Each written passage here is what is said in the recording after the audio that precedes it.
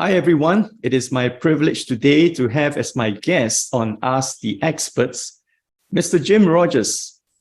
He is a well-known financial commentator and international investor who has been frequently featured in prominent media outlets like Time, the Washington Post, the New York Times, the Business Times, and the Straits Times. So let's welcome Mr. Jim Rogers, or he has given me permission to just call him Jim. Welcome, Jim. Parcsen, I'm delighted to be here. I'm sure it's going to be fun. Thank you for doing this. One of the things that, many people do not know about you, including myself, until I read your bio, is that you are also an adventurer. So please tell us about your bike ride that you embarked upon many, many years ago. Well, Parcsen, I grew up in a very small village in the backwoods of Alabama, and I guess if people grow up there, they never leave, or like me, they want to see the whole world. And I wanted to see it all. So one of my earliest dreams was to see the world. And I wanted to see it by a motorcycle because I know that's exciting and fun. And so as soon as I could, I set off to see the world by motorcycle, but it wasn't enough. So I had to do it again. I did it again in a car. I guess I have some kind, my wife says I'm a gypsy. I have some kind of craziness that I want to always be on the go. And I guess she's right. Wow, that really sounds like fun. I mean, it probably took you a long time, right? Maybe many months or up to a year. Well, the trip around the world on the motorcycle took 2 years. It's a long way. As I said, it wasn't enough. So I did it again. At the turn of the millennium in a car, and that was 3 years around the world. Part of the problem was back in those days, and when I set out in 1980 to fulfill this dream, I retired so I could do it. It was almost impossible. You may remember the days of the Soviet Union and Red China and all of that stuff. I had to get permission because in my view, if I were going to go around the world, I really had to see it all. I had to cross the Soviet Union. I had to see China. So it took a long time to get permission in those days, but finally I got permission and I did it twice. It's amazing. I'm sure you have learned many things along the way, and you have had so much to talk about that you have written books about it. And one of them is known as The Adventure Capitalist, The Ultimate Road Trip. So guys, if you are wanting to be inspired to go on an adventure, please read some of Jim Rogers' books that recounts his adventures in these 3 Guinness World Record-making journeys around the world. All right. And Jim, you're also a father. Can you tell us how many children do you have and how old are they now? Well, Parcsen, I will tell you that all my life I was against children. I didn't want to have children. I thought children were a waste of time and money and energy. I felt so sorry for my friends who had wasted their lives having children. Well, then I finally had one late in life, and I realized I was wrong about children. These little girls, I have 2 girls, teenage girls, and it is so fabulous for me. If there's anybody watching this who hasn't done it and they're old enough, please be sure you have children because it is a marvelous, marvelous experience. Certainly has been for me. Absolutely. I have 3 children myself, so it resonates with me. They are fun. They can be challenging, but I always tell parents today, take parenting as part of your personal growth and development program, because at the end of the day, if you do it right and if you really invest yourself into it, and learn as much as you can, let it stretch you, let it challenge you. It's painful, but that is where growth really happens. Now, you wrote a book, which is what I want to really talk to you about. And the book is titled My Gift to My Children, Lessons on Life and Investing. Can you share with us, why did you write this book? Well, when I had my first child, I realized there were a lot of things I wanted to teach her, lessons I wanted, but I realized that she was too young for some of them. You can't teach a 5-year-old a lot about life. So I started writing all these things down that I wanted to be sure she knew about. And the next thing you knew, it turned into a book. I was talking to a Japanese company and they said, guys, let's make that a book. And so next thing you knew, we had this book and it was been published and it's been a successful book. Definitely. It's very easy reading and, it's so authentic. You shared so many things very openly. And I think that's really makes it so valuable easy for us to learn and to glean from. Thank you for doing that. Now, in this book, you shared a number of very good advice, and I want to zoom in on them one by one, if I may, starting with this subject on saving. All right. So you really told people, please save. I mean, I'm just paraphrasing in very simple terms. What's the rationale behind it? Why would you encourage people, strongly to save? Well, I have learned in my life and observations that many people don't really understand money or can't handle money. And many of them, as soon as they get some money, they spend it. So I wanted my children to realize that money is to be saved and invested and then spent. If you get money, I got them piggy banks. And so whenever they get some money, we go and put it in the piggy bank, because I want them to think, money is to be saved, not spent. Because I've seen too many lives ruined by not understanding and handling money properly. And I've also seen many very successful people who saved their money and invested and built successful lives. So I know them. I think I know the importance of saving, and I wanted them to know it too. I believe you do, because in your book, I read about the 5 piggy banks. Can you tell me a bit more about the 5 piggy banks?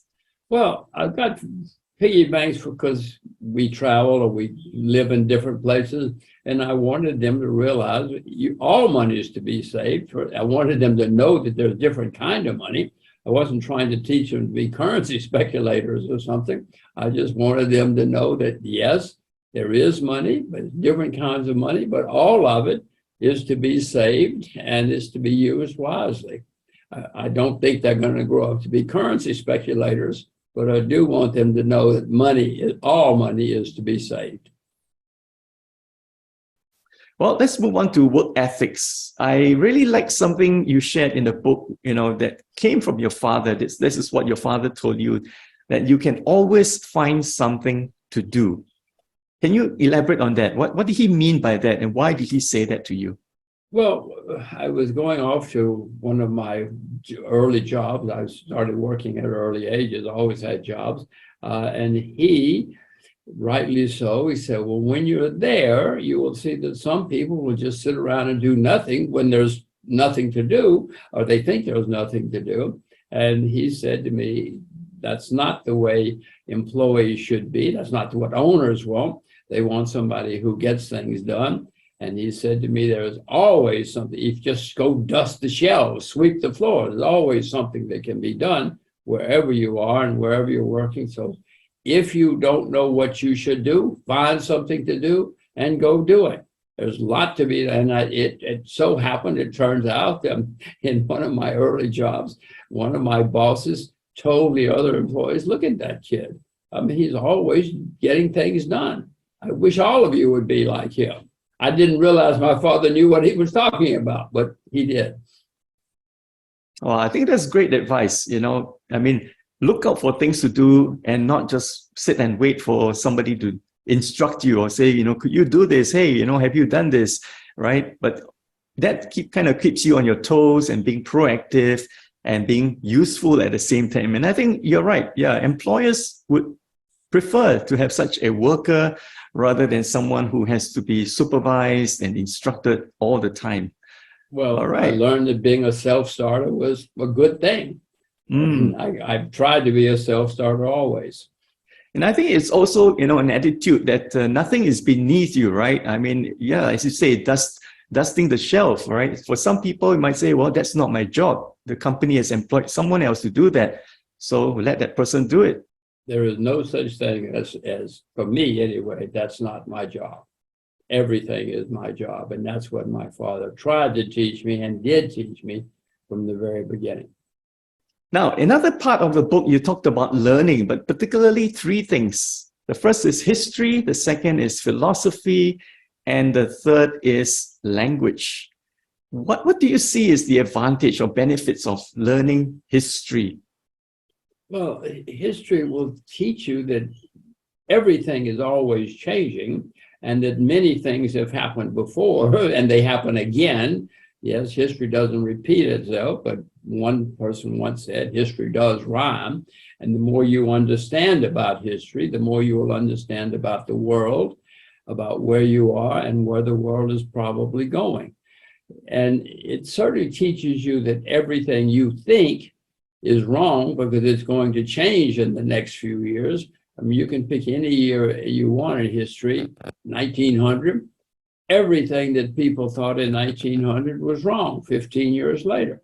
Everything that people thought in 1915 was wrong 15 years later. So it's a very important lesson to understand that, especially if you can figure out where things are going to change, you will probably be extremely successful. So I'm always still to this day fascinated by history and try to learn and read as much as I can. So it sounds like it is the benefit, like people say, right? The benefit of hindsight. So by learning history, that's where your hindsight comes from, that gives you insight and possibly even foresight. Especially foresight. If you understand history, you will realize it's all happened before. You know, when somebody says to you, oh, that could never happen, it has already happened. Many things that you think could never happen have happened often in history. How about philosophy? That's really interesting, philosophy. There's something that I've heard of, but I've never really delved into it. So please inspire me. Maybe after this talk, I will. One of my colleges, philosophy was part of the program. I was not very good at it. I didn't quite understand it then, but in later years, I said, oh, now I see what they were trying to teach me. And basically, philosophy will teach you to think. It will teach you to think around corners and to think whatever is happening now can change, will change, and how will it change? The philosophy will teach you to think. As I said, I was not very good at it when I was at university, but later I understood what they were trying to do. And I realized that it's important to know how to think. All right, thank you for that.